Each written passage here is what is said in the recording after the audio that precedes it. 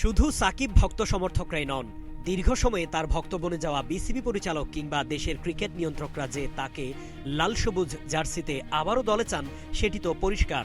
এই ধারাবাহিকতায় এবার নিজেকে যোগ করলেন হাবিবুল বাশার।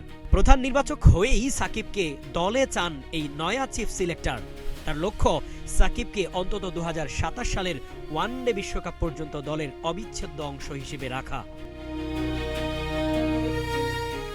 সাম্প্রতিক সময়ে বয়স ও দীর্ঘ বিরতি নিয়ে নানা আলোচনা থাকলেও প্রধান নির্বাচকের বিশ্বাস সাকিবের ভেতরে এখনো অনেক ক্রিকেট বাকি। তিনি বলেন, সাকিবের সার্ভিস নিতে পারলে দল অবশ্যই উপকৃত হবে। আমি চাই সে লম্বা সময়ের জন্য আসুক।